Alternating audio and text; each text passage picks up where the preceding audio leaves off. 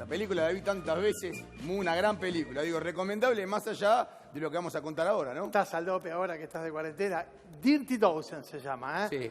Acá se conoció como Los 12 del Patíbulo. Gran película, gran película. Y nosotros elegimos la gráfica de aquel clásico del cine bélico estadounidense para contarte esta historia.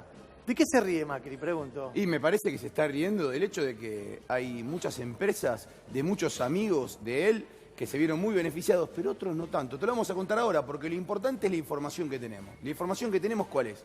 El proyecto central, esta palabra para mí es muy importante, central, que está de alguna manera poniendo bajo la mira a quienes van a pagar esto que llamamos la crisis económica más grande del mundo desde la Segunda Guerra Mundial, que es la pandemia del coronavirus. ¿Quién la va a pagar, Mauro? Bueno, ¿quién la va a pagar? Es una linda pregunta para hacernos. Y deduzco que lo que vas a contarnos tiene que ver con una de las iniciativas que el oficialismo está pergeñando y que deberá tener lista, como anticipábamos, en las próximas horas. Sí, esto que tenemos en exclusivo es básicamente contar algo que le está impidiendo dormir a grandes contadores y financistas y ejecutivos de grandes empresas. ¿Por qué? Porque saben, y abogados obviamente, porque saben que los destinatarios de este impuesto son los hombres más ricos de la Argentina. ¿Impuesto a la riqueza? Impuesto a las grandes fortunas. Impuesto a las grandes fortunas. Mirá, este es el proyecto... Este es uno de los proyectos, ¿eh? Sí. Tal vez uno de los que esté Sí. más cercano a lo que puede llegar a acordarse en las próximas horas. Sí, el más picante, diría yo. ¿Por qué el más picante? Porque es el que les pide a las grandes fortunas argentinas que hagan el esfuerzo más grande. ¿Por qué es tan importante que las grandes fortunas en la Argentina paguen esta crisis que nos está costando a todos los trabajadores? ¿Por qué es tan importante? Porque la Argentina está perdiendo día a día de que, a través de que más del 40% de su población, de sus trabajadores, está en su casa haciendo la cuarentena, pierde día a día gran parte de su capacidad productiva y su PBI. ¿Qué es lo que el presidente, Alberto Fernández, dijo claramente? Dijo, a mí no me importa, como vos bien recordabas recién, tener un 10% más de pobreza si puedo salvar una vida. No me importa tener un 1% menos de PBI si puedo salvar vidas. Sí, él habló de 100.000. Sí, claro, dije una vida en forma teórica. Sí, sí. Pero la realidad es que, ¿quiénes van a pagar esta gran crisis? La crisis, repito, más grande de la Argentina desde la Segunda Guerra Mundial. Nosotros te lo vamos a contar, porque este proyecto, y te diría que el sumo, la síntesis de lo que varios de los proyectos que están en discusión hoy contienen, hablan de los 8 grandes millonarios que tiene nuestro país. Si querés arrancamos uno por uno.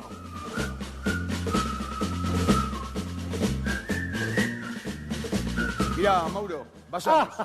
El hombre de Roca, ¿te acordás el hombre de Roca?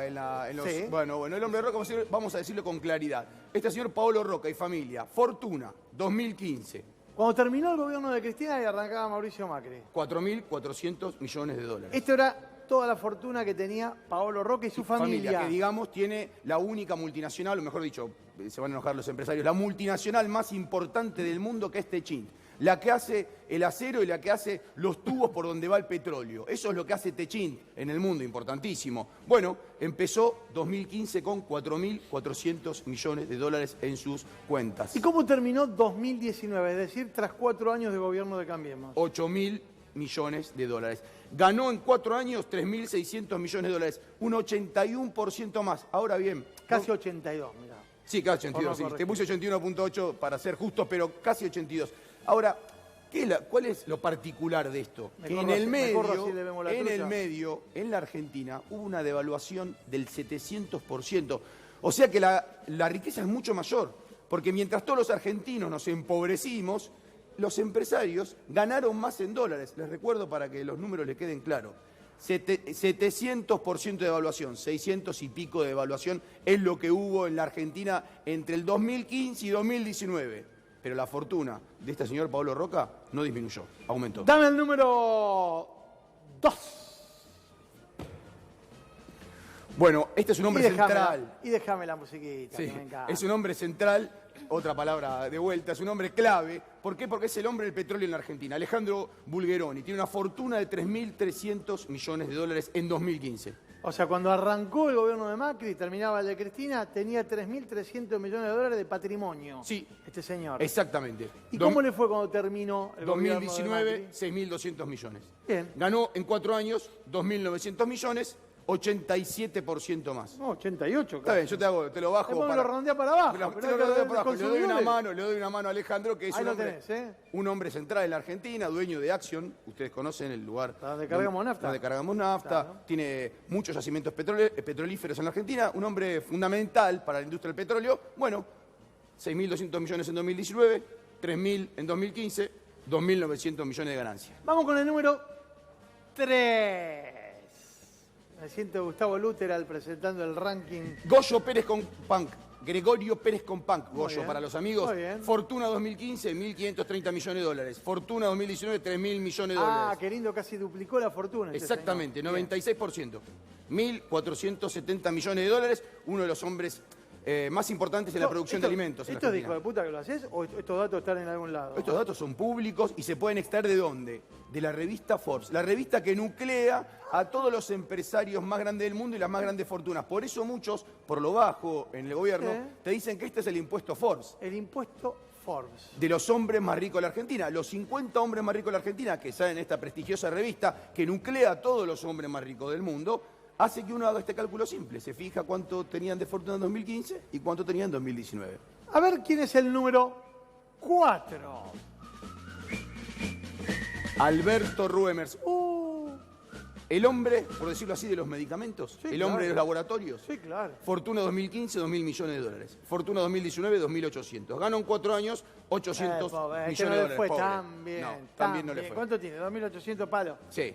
Qué lo tiró. Sí, bueno. Este es el que hace pastillas, Sí, medicamentos, sí, ¿no? exactamente, medicamentos. Recordemos, todos multimillonarios estamos hablando. Los hombres más ricos de la Argentina, para que lo entiendan, hacemos un asado, ponemos 8 platos y estos muchachos se sientan todos a comer el asado. Son los hombres más ricos de la Argentina. Vamos con el quinto, número 5.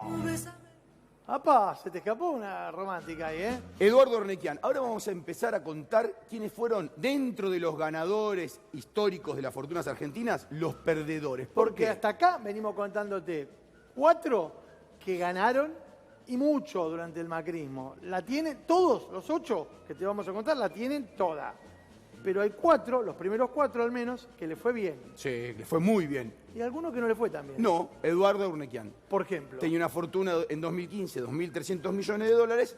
En 2019, 1.500 millones. ¿Ganó en 4 años? No, perdió en 4 años. 800 palos perdió. Exactamente, 34,8% lo que perdió, 35% de su fortuna. A ver, no es que hay que salir a prestarle unos pesos. Este señor no tiene que vender el 125 ni el 128 Europa. No. Le alcanza para vivir, paga las cuentas, paga las expensas. Pero perdió. Sí, Aeropuertos Argentina 2000 es lo que tiene Urnequian, un prestigioso empresario, pero que tenía casualmente muy buenas relaciones con el anterior gobierno, el que se fue. Sí, sí. El gobierno de Cristina Fernández de Kirchner. Sí, sí, Casualmente no le él fue tan bien, no ¿eh? le fue tan bien, ¿no? ¿Es casualidad o causalidad? No lo sabemos. Vamos por el sexto candidato a tener que poner la turula con este impuesto, con este gravamen a los mega ricos. Jorge Brito, Bueno, titular, dueño del Banco Macro. ¿cómo le va? Un hombre importante en las finanzas, histórico en las finanzas, hace muchísimos años que tiene banco. Fortuna 2015, 1.300 millones de dólares. 2019, 690. No le fue Ganó, tan bien, no, ¿eh? perdió en 4 años 610. Sí. Perdió 600 millones de dólares. 46,9%, 47% de su fortuna. Ahora bien, ¿cómo se llevaba el señor Brito con el gobierno de Cristina Fernández de Kirchner y Néstor Kirchner? ¿Bien o mal? Ay, qué buena pregunta esa. Se llevaba bastante bien, ¿no? Casualmente pierde No le fue, 47%. A ver, estamos haciendo un repaso acerca de cada uno de estos personajes, que son 8, que son los mega ricos de la Argentina, los tipos sobre los cuales el gobierno, un sector del gobierno, está poniendo la mira para grabar sus riquezas y de algún modo obtener el dinero que necesita para paliar esta crisis. Vamos con el número 6. Eduardo Constantini, un constructor, por decirlo así, Sí, que constructor se de está comiendo fortuna. Constructor de fortuna, pero también de edificios, etcétera, ¿no? Un hombre dedicado a las bienes raíces, a la Está construcción. beboteando. Eduardo. Bueno, Fortuna 2015, 1.000 millones de... Chapó, maestro. Sí, un genio. Qué Fortuna 2015, 1.000 millones de Tiene dólares. 1000 palos. 2019, 790. Acá sí, lo pusimos bien. Perdió en 4 años 210 millones de dólares. 21% menos. También un hombre que tenía una relación bastante buena con el anterior gobierno. Con el gobierno de Cristina. Sí, claro. No estamos hablando del... Y no le fue tan bien. Pará, igual tampoco le voy a derramar una lágrima. No le voy a andar manchando un pañuelo a mi mujer. No. Por estos muchachos que perdieron. No, pero estamos tratando de dar un cuadro de situación, que es lo que pasó, un contexto histórico y político, a un hecho es que los empresarios argentinos todos ganan. Solo que algunos ganan más y otros menos. Casi 800 palos tiene de patrimonio. Casi 800 palos. 800 palos, pero si vos ves que perdió Está bien, 200, perdió bien. 200, pero 800. Tiene. Sí. Atención. Bueno, ¿qué nos queda? 7, número 7. Me encanta ese número, vamos. Marcos Galperín. Este es un gran amigo de Mauricio. Yo- Lo contaba, el señor de los barbijos, ¿no Sí. era este? Bueno, este es el, digamos por decirlo así, el empresario favorito de Mauricio El Macri. ejemplo. Sí, el que, como yo te contaba, le decían que tenía en la empresa que era un unicornio, porque era la única, y mientras todas las demás caían, perdían los balances eran todos en rojo, él iba a salir a la bolsa en Wall Street, le iba muy bien, su acción subía, etc. Bueno, tenía 1.000 millones en 2015. Mira 2019. Ah, bueno. 2.500 millones. Ganó Papá. en 4 años 1.500 millones. Ganó 150% en dólares. En dólares. Mercado Libre es la empresa de la que él es dueño. Mercado Libre es la empresa de la que él es dueño. Y este, si no me equivoco, es el octavo del patíbulo, si no hice mal la cuenta. Me parece que es mi último hombre del patíbulo. ¿Y por qué digo del patíbulo y por qué hacíamos esta broma, que no es tan broma con vos, Mauro? Porque me parece que estas son las 8 personas apuntadas por decirlo así, por el proyecto que mostrábamos antes. Pero no son apuntadas porque sus personas, porque son de capricho. millonarios. Claro, porque son millonarios nada más, sino porque son multimega millonarios. En la Argentina, un multimega millonario es una persona que tiene aproximadamente más de 300 millones de dólares. Eso en la Argentina son 50 personas nada más. 50, ¿eh? Repasemos con las placas que nos quedaban, Nacho, cómo queda esta historia. Nos quedaban un par de placas con las cuales vamos a terminar de darle una puntada con hilo a esta historia y una recapitulación corta para entrar en el terreno de los testimonios con los protagonistas, que hoy son los diputados que están urdiendo estos proyectos. A ver, primera placa. Mirá, en total los 8 tenían en 2015, 8 del patíbulo, estos 8 mega millonarios. ¿Los que te contamos recién? Sí, que reúnen, por decirlo así, las fortunas más importantes del país. En total, los 8 tenían en 2015 2.830 millones de dólares. En 2019 tienen 25.480. Ganaron... Tenían 16.830 30 palos verdes sí. en 2015. Y ahora 25.480. O sea, Ahora, que ganaron ¿cuánto? 8.650 millones. En 4 años. En promedio, estos 8, que como te mostramos es dispar, algunos ganaron muchísimo, como Marcos Galperín, 150% en dólares, otros perdieron, como Eduardo Requiar o Jorge Brito, pero en promedio todos ganaron en dólares 51,4%. ¿Y a dónde nos lleva esto entonces, Nacho? A la última placa. ¿Cuál es lo más importante de esto? Es que los que más ganaron en la Argentina, Los 4, eso que mencionábamos. los 4 que más ganaron en la Argentina fueron importantes aportantes de la campaña de Mauricio Macri. Esto es central porque esto también nos habla de que hasta entre los megamillonarios, por decirlo así, hay una grieta. La grieta también existe entre los megamillonarios. Y la grieta es los que fueron los ganadores del modelo de Mauricio Macri durante el 2015 y el 2019 y los que fueron los perdedores de ese modelo. Te lo mostramos recién y me parece que esa también va a ser una discusión clave que va a tener a la firma de este proyecto Alberto Fernández. Bien, y en esa discusión clave ingresa acá uno de los protagonistas, que es Darío Martínez, uno de los diputados del Frente de Todos, que está trabajando en este proyecto mancomunado, digo, porque hay subproyectos y la idea es que se logre el proyecto final del impuesto a la riqueza. Buenas noches, diputado Darío Martínez, ¿nos escucha? Sí, perfectamente. Hola, buenas noches. Buenas noches a todo el equipo de Crónica y a toda la audiencia. Bien, gracias. Ahí nuestros compañeros estaban hablando de los 8 megamillonarios de Argentina.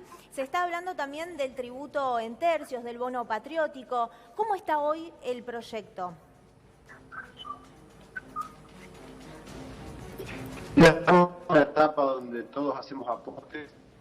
El bloque entiende que hay que unificar posiciones y un Estado que debe estar presente, cada vez más presente, en una pandemia que afecta al mundo entero. Bueno, el mundo está pensando como... Darío, perdóname. Vamos a tratar de restablecer, quédate con el Skype, vamos a tratar de vincularte telefónicamente también porque así podemos escucharte, además de verte. Mientras hacemos esto y nos podés explicar bien, te contamos que como bien anticipábamos recién y Darío lo estaba refrendando, hay varios proyectos en danza, hay varios proyectos en pugna que de algún modo lo que están haciendo es generar una expectativa respecto de esta historia. Uno de ellos es impulsado por un grupo de diputados, te veníamos contando, ¿te acordás? La semana pasada hablamos con Carlos Heller, Fernanda Vallejo, Leopoldo Moró. Todos ellos están encolumnados detrás de una idea que se parece bastante a esto que le contaba recién Ernesto, ¿no? Esto de apuntar a esas mega riquezas. Hay otros que tienen una mirada un poco más amplia y están planteando que se subdivida en tercios las personas que tienen capacidad contributiva. Arrancando por un estrato mucho más bajo, que como decía Anita, ¿no? Ese primer tercio se diría aquellos que tienen más de $1 millón. Sí, y se puso el foco, ¿no?, en el anuario de AFIP de 2017 que habla de 32.000 argentinos que tienen un patrimonio arriba de $1 millón. Retomamos comunicación con el diputado Darío Martínez. ¿Nos escuchás ahora? Sí, perfectamente. ¿Cómo están? Buenas tardes a todo el equipo de Crónica, a todos. Bien, ahora continuamos. Estamos hablando de la elaboración del proyecto final que está en plena construcción, pero ¿cuál va a ser el piso realmente? Mira, lo que estamos haciendo en este momento es aportes a una idea que tiene en cuenta la posibilidad de conseguir recursos para un Estado que tiene que estar cada vez más presente. La pandemia se lleva puesta la salud y la economía de todos los países del mundo, no es la excepción la Argentina. Si bien se está controlando que la curva no supere el sistema de salud, es cierto que esto demanda muchos recursos por parte del Estado y hay una gran demanda de la gente, de la sociedad, de los estados provinciales y municipales. Y hay que accionar de inmediato.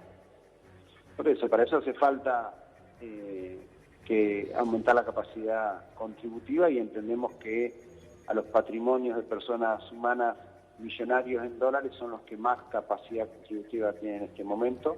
Ahora, definir desde dónde, cuál es el piso, bueno, es todo lo que se está discutiendo. Yo puedo hablar en términos personales, pero todo va a ser consensuado en el bloque y desde el bloque haremos un aporte a través de nuestro presidente del bloque para sumar la mayor cantidad de voluntad y que esto sea una ley y no solo un proyecto. Martínez, ¿cómo le va? Ernesto Díaz le habla.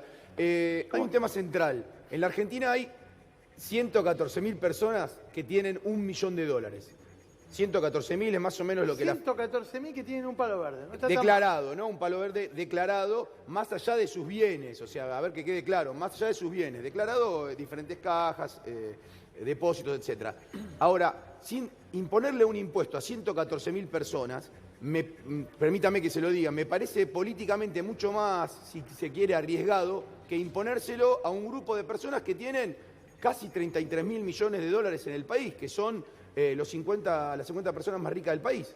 Entre 33.000 y 60.000 millones, digámoslo, ¿no? Quiero entender, Darío, el proyecto que ustedes impulsan o que impulsás vos con un grupo de diputados, ¿qué tiene como objetivo? ¿A cuál de los segmentos de los grandes ricos, medio ricos o ricos de la Argentina? Mira, nosotros entendemos que quienes mayor capacidad contributiva tienen son los que en este momento pueden llegar a aportar algo de los recursos que el Estado Nacional necesita. La información que tenemos nosotros del anuario 2017 de AFIP nos plantea que hay 32.000 argentinos que tienen por encima de $1 millón. Creo que de una manera progresiva y con una alícuota creciente quiere buscar esos sectores que en total contabilizan 140.000 millones de dólares, que pueden ser un espacio donde se pueda buscar contribuyentes. Ahora, debe ser progresivo, hay que definir cuál es el piso, si va a ser $1 millón, $2 millones o cuál va a ser el valor estamos hablando siempre de patrimonios millonarios en dólares. Ahora, Estamos hablando diputado, de clase media argentina. Diputado, buenas noches, si el piso es $1.000.000, se van a encontrar tributando infinidad de políticos.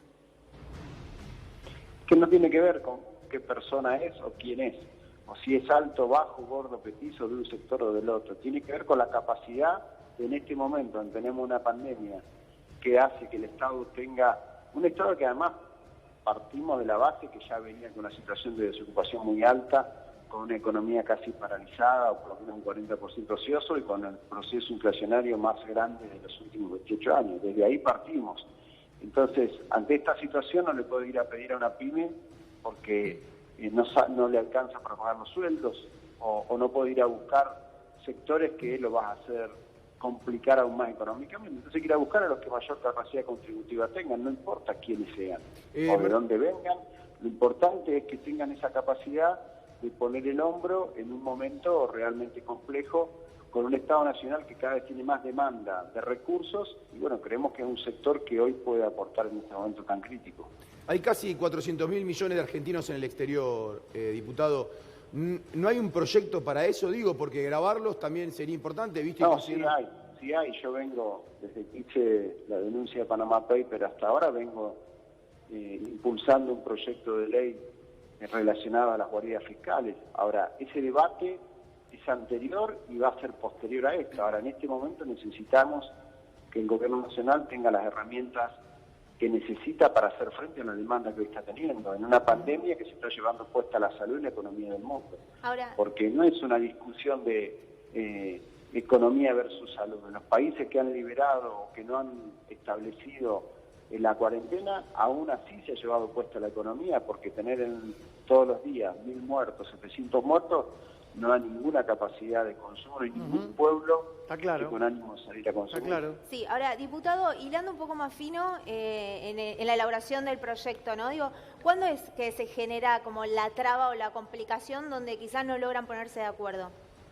No hay no ponerse de acuerdo. Estamos en un momento de recabar las ideas y la mayor información, y estamos aportando para que de esto surja un proyecto unificado. A mi modo de ver, debería este tributo estar orientado en tercios, entendiendo que además de la capacidad contributiva, que podría ser un tercio, luego podríamos utilizar otro tercio para que no sea el impuesto, sino la adquisición de un bono patriótico o un empréstito como dice nuestra Constitución, y un tercer tercio para la inversión privada directa, o sea, aquel que sea parte de esta base imponible, un tercio pueda decidir en hacer inversión directa privada en los sectores que el Gobierno Nacional necesita, como comprar herramientas, comprar maquinarias, como construir viviendas, digamos, lo que genere mano de obra, lo que el Estado Nacional entienda que hay que promocionar. Que está claro que el tiempo apremia, uno imagina, Darío, el presidente y el gobierno está requiriendo que existan fuentes de financiamiento para continuar bancando una situación que muy probablemente no termine ahora, el 27 de abril. Seguramente las consecuencias que va a dejar el paso de la pandemia requerirán que el Estado resuelva esto de una manera más estructural que meramente emitiendo, como ya está claro que se está haciendo. Y creo que a esta altura del partido, ayer lo escuché a Melconian diciendo, está bien que se emita, para que Melconian diga eso, deben quemar bastante las papas, porque hasta los economistas más ortodoxos están planteando que la emisión hoy no debería estar en la prioridad de los cuestionamientos. Entonces, ¿qué tiempos manejan para resolver esto? Mirá, si me permitís, no es que el presidente demanda, hay un pueblo argentino que demanda, y que necesita el Estado presente a lo largo y a lo ancho. Y cada vez que pasa un día más de aislamiento, que es la decisión más acertada que se pudo tomar, bueno, esto genera la demanda de sectores nuevos que quizás antes no demandaban tanta presencia del Estado y ahora sí. Ahora, para hacer esto hacen falta recursos, y creo que mientras antes podamos resolverlo o generar una herramienta para que el Estado Nacional tenga capacidad, tenga por parte de, en este caso, patrimonios millonarios en dólares que tienen más capacidad contributiva, me parece que es una buena herramienta en una situación atípica totalmente. ¿Querés una más, Néstor? No. Darío, te agradezco muchísimo este contacto con Crónica HD. Y por supuesto nos quedamos a la espera de la definición de esto que, como bien vos señalás, es algo que debe resolverse lo antes posible, seguramente en las próximas horas. Un abrazo grande y gracias por permitirme hablar de la sociedad argentina. No, por favor. A ver, antes de pasar a otro tema, quiero cerrar esto porque me parece que acá hay una cuestión conceptual, pero también hay una disputa política detrás. A lo largo de todo el fin de semana recibimos diferentes expresiones, el proyecto que les acabamos de mostrar, que lo estuvimos trabajando durante el fin de semana con Ernesto Adida, proyectos sobre el cual nos basamos para contarte esta historia, pero no es el único proyecto. Darío recién nos contaba, ellos impulsan otra iniciativa. Desde la propia Cámara, sectores muy importantes de esa Cámara, están diciendo que el mecanismo va a ser el siguiente. ¿Habrá proyecto de consenso? Imaginamos que tal vez sí. Y ese proyecto de consenso va a ir a parar al escritorio del presidente. Y ahí la pregunta es, ¿qué ocurre si el presidente dice, che, no me gusta? Y en todo caso entran a tejerse las especulaciones. Che, ¿qué dirá el presidente? Hoy una fuente muy importante del Frente de Todos, muy importante, me dijo, esto no va a caminar, esto no lo va a aprobar Alberto. Del otro lado, un conjunto muy importante de diputados me vienen diciendo, Alberto apoya esta iniciativa. ¿Qué va a pasar? Porque es clave que esto se resuelva no el año que viene. Esto no se puede patear más adelante. Esto hay que resolverlo ahora, Ernesto. Sí, la clave de todo esto seguramente va a estar en la lapicera de Alberto Fernández, pero no nada más en la lapicera de Alberto Fernández, sino en lo que Alberto Fernández considere que es jurídica y políticamente viable, porque recordemos que este impuesto puede ser rápidamente imputado, frenado, por decirlo así, en las Cortes.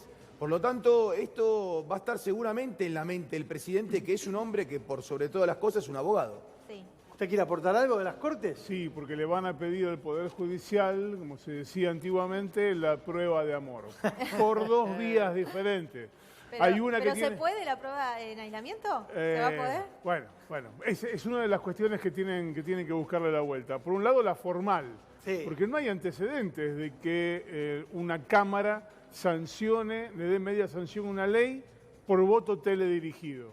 No hay antecedentes. Mirá, claro, ese es un dato. Entonces, el primer cuestionamiento es, apenas se apruebe esto, que vaya alguien, presente un amparo y diga, esta ley es inconstitucional, No va. porque no fue sancionada de acuerdo a lo que establece la Constitución. Entonces, lo primero que le van a pedir al Poder Judicial es